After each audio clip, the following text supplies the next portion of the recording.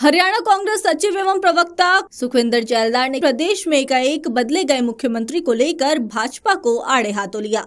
सुखविंदर जैलदार ने कहा, सरकार जनता के सवालों से बचना चाहती है, इसलिए रातों रात मुख्यमंत्री बदल दिया गया। प्रधानमंत्री हरियाणा में आए थे, उन्होंने भाजपा का हाल देख लिया, जिसके बाद प्रदेश का मुख्यमंत्री बदल दिया गया। मनोहर लाल खट्टर से विधायक पद से भी इस्तीफा ले लिया गया, लेकिन इससे कोई फर्क नहीं पड़ने वाला। यह सरकार हर मोर्चे पर फेर रही है। आने वाले चुनावों में जनता इनसे जवाब मांगने का काम करेगी। लोकसभा और विधानसभा चुनाव सिर पर है, ऐसे में भाजपा हार से डर गई थी, जिसके चलते उन्हें सूबे में बदलाव करना पड़ गया। सुखविंदर जैलदार ने कहा, यह सरकार मिलीभगत से चल रही थी, यह अल्पमत में है। अब भी खेल मिलीभगत से चल रहा है। यह जनता को लूटने का काम कर रहे हैं, इसके अलावा इन्होंने कुछ नहीं किया। सुखविंदर जैलदार ने साफ तौर पर कहा, आने वाला समय कांग्रेस का है, जनता इन्हें जवाब देने का काम करेगी। लोकसभा चुनावों में कांग्रेस डंका बजाएगी और विधानसभा चुनावों में भी भाजपा को पटकनी देने का काम करेगी। प्रदेश की मुख्यमंत्री कुमारी शैलजा होंगी, जिसके बाद जनता और विकास का असल ख्याल रखा जाएगा। सरकार चली गई है, बीजेपी की सरकार, बीजेपी अल्पमत में आ गई है। बीजेपी के पास रहा कुछ नहीं। जब बीजेपी को पता चला हमारी ज़मीन खिसक गई है, बीजेपी की परसों रैली थी, इन्होंने प्राइम मिनिस्टर ने खुद देखा कि कुर्सियां सारी खाली पड़ी थी। तो ऐसे माहौल में जब सर के ऊपर इलेक्शन हो, लोकसभा इलेक्शन सामने है, तो बीजेपी 10 की 10 सीटें हार रही है। बीजेपी ने एक गेम खेली है कि कहीं ना कहीं किसी तरीके से हम 1-2 सीट ले पाएँ, लेकिन बीजेपी को मिलने वाला कुछ नहीं है। बीजेपी का सफाया हो चुका है, प्रदेश के लोगों ने नकार दिया बीजेपी को। और अभी देखिए, इनकी जो सांठ-गांठ थी जेजेपी के साथ, वो भी लोगों के सामने आएगी। ये सब मिली वक्त करके ही सरकारें चल रही थी और मिली वक्त से ये एक गेम खेल रहे थे, ये लूटने का काम कर रहे थे प्रदेश को। इन्होंने किया कुछ नहीं, ना किसी को नौकरी दी, ना कोई डेवलपमेंट हुई, ना इनकी आईएमटी, जो ये कहते थे आईएमटी भी बीच के में ही रहेगी, कहीं आईएमटी कोई ग्राउंड पे नहीं आई, कार्य कोई नहीं हुआ। लेकिन होना पहले भी कुछ नहीं था, अब भी कुछ नहीं है।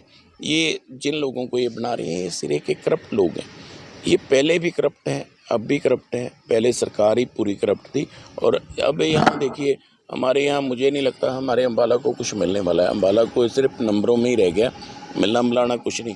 देखिए, ना तो अनिल विज खुद जिस सरकार का होम मिनिस्टर जो रहा हो और वो पार्टी की मीटिंग छोड़ के और वहाँ से आ जाए और शपथ ग्रहण समारोह में भाग ना ले, तो इस चीज़ से अंदाज़ा लगा सकते हैं कि किस तरीके से क्या चीज़ चल रही है, सरकार कहाँ पे है।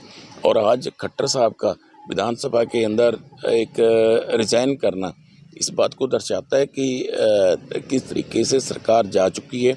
सरकार अल्पमत में है, सरकार के पास विधायक तो है ही नहीं। सरकार ने जोड़ तोड़ करके किसी तरीके से इधर उधर से करके इन्होंने एक आज समर्थन अपना शो कर दिया, लेकिन वो भी वोटिंग नहीं हुई।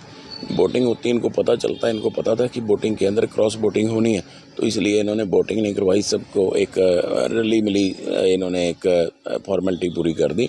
और इतनी जल्दी क्या थी, आज ही क्या इनको मतलब समर्थन ये जो शो करा इन्होंने, आज इतनी जल्दी क्या थी? 2-4 दिन का समय लेते, 10 दिन का समय लेते।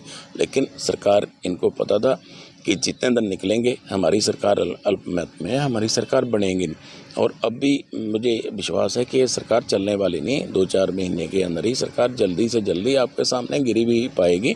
और यहाँ पे मैं तो आज चाहता हूँ कि गवर्नर साहब ये डिसीज़न लें कि गवर्नर राज लगा के गवर्नर राज के अंदर ही इसका इलेक्शन हो हरियाणा का, और दूध का दूध पानी का पानी हो, और इलेक्शन भी बैलेट पेपर से हो, ताकि सभी लोगों को पता चले बीजेपी कहाँ खड़ी है।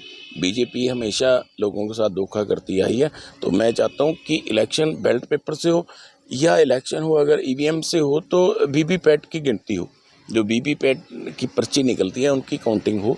तो हम चाहते हैं कि सरकार को पता चल जाएगा और बीजेपी को पता चल जाएगा वो कितने पानी में। इन्होंने किया है किराया कुछ नहीं है, सिर्फ ढकोसलेबाजी है। इनका जाने का समय आ गया। इनको ना लोकसभा में एक भी सीट मिले, ना विधानसभा में मिले। लोकसभा में भी कांग्रेस की सरकार बनेगी और विधानसभा में हरियाणा में कांग्रेस की सरकार बनेगी और कुमारी शैलजा जिस प्रदेश की मुख्यमंत्री बनेगी। यही इसी कार्य पे हम लगे हुए हैं और ये हम सिद्ध करके दिखाएंगे। अपनी बहन जी को, कुमारी शैलजा जी को, इस प्रदेश की मुख्यमंत्री बनाएंगे।